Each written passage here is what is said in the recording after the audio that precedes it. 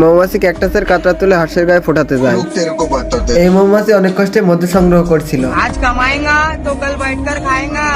আর এই শয়তান হাঁসটি তার পথ আটকে দেয় আর মৌমাছিদের চাক থেকে সব মধু নিয়ে নেওয়ার চিন্তা করে।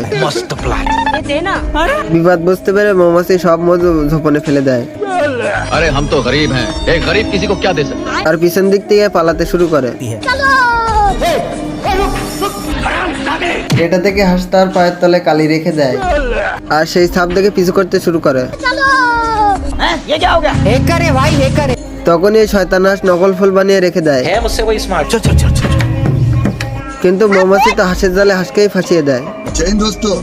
কিন্তু হাঁস ভুলবশত মৌমাছি চাক দেখে ফেলে। তারপর হাঁস সব মধু বোতলে ভরতে শুরু করে। এবার মৌমাছি হাঁসের উপরে অ্যাটাক করে দেয়।